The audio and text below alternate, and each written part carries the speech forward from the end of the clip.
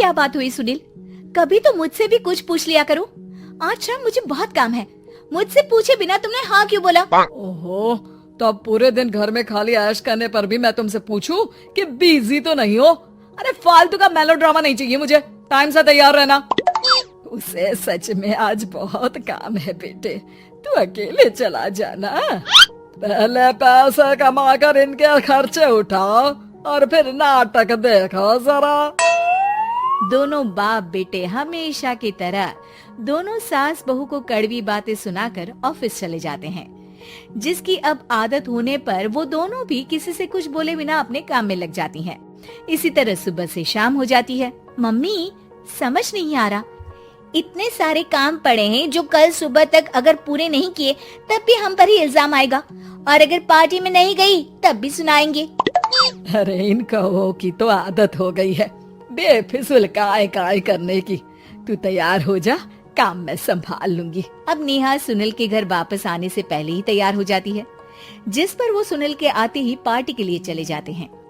वहां पहुंचकर हमेशा की तरह सुनील अपने दोस्तों में बिजी हो जाता है और नेहा एक कोने में खड़ी रहती है। रात बीतती है और अगली सुबह एक बार फिर वही रूटीन शुरू हो जाता है। इन लोगों को हमारे काम और जिंदगी की कोई अहमियत क्यों नहीं है? इन्हें कब समझ में आएगा कि घर में रहने वाली औरतें सिर्फ आराम नहीं करती। बेटा, मेरी तो उम्र बीत गई यही सोचते हुए, पर आज तक ना वो बदले और ना जवाब मिला। लेकिन माँ, समय हमेशा एक जैसा नहीं रह सकता, इन्हें बदलना होगा। सुबह से शाम होती है और फिर रात। इसी तरह दिन बीतने लगते हैं। एक शाम सुनील और उसके पापा ऑफिस से जल्दी घर वापस आते हैं। तब हमें पार्टी में जाना है, सूट प्रेस करके दे दो और जल्दी तैयार हो जाओ। अरे तुम भी और घंटों मत लगाना, समझे?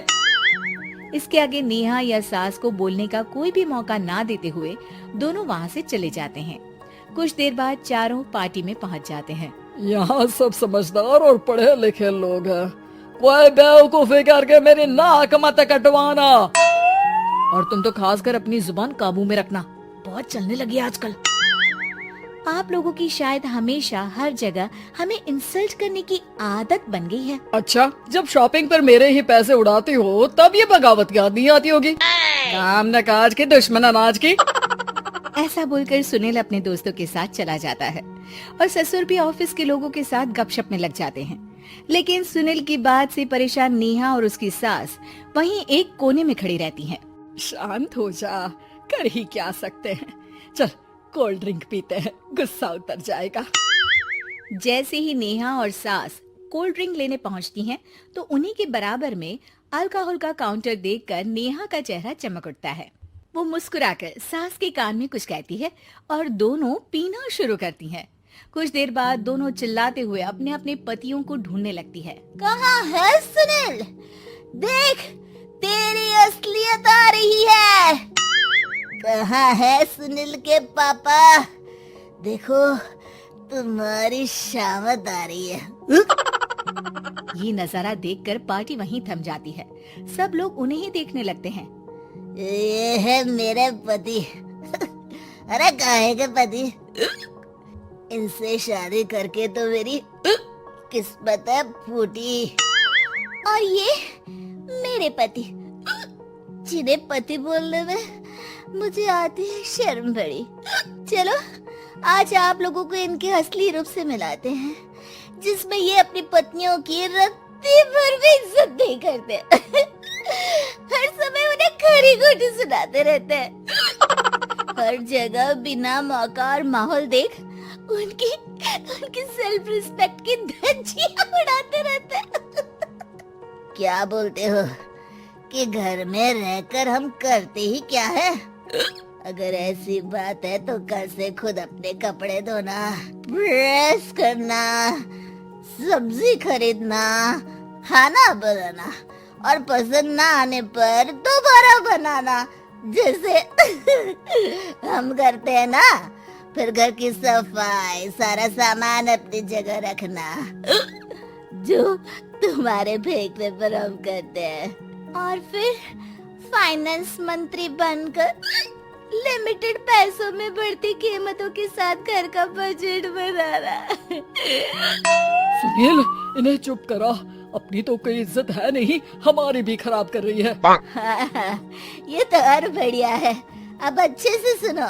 नेहा, ये क्या ड्रामा है? ड्रामा तो अभी शुरू हुआ है जी। सास और नेहा अपने मन की सारी भड़ास निकालने लगती है, जिसे चुपचाप खड़े रहकर सुनने के अलावा ससुर और सुनील के पास कोई चारा नहीं होता। बहुत देर तक यही सब चलने के बाद आखिर में दोनों सास बहू बेहोश हो जाती हैं। अगली सुबह सिर दर्द के साथ दोनों की नींद अपने अपने कमरे में खुलती है, जिस पर उनके पति उन्हें हॉल में लेकर आते हैं। मेरा सिर इतना दर्द क्यों कर रहा है? मेरा भी। इतनी देर में ससुर 2 ग्लास नींबू पानी लेकर रसोई से बाहर आते हैं। ये लो नींबू पानी, इससे सिर दर्द ठीक हो जाएगा। हम दोनों आपसे कुछ कहना चाहते हैं। सास बहू हैरानी से एक दूसरे को देखने लगती हैं। तभी दोनों बाप बेटे उनसे माफी मांगते हुए कहते हैं, हमें कभी एहसास नहीं हुआ कि अपने ईगो में हम दोनों आप लोगों के साथ कितना बुरा कर रहे हैं। आज से हम भी घर के काम में हाथ बटाएंगे। और नेहा, मैंने तुम्हें जॉब करने से रोका, उसके लिए भी सॉरी।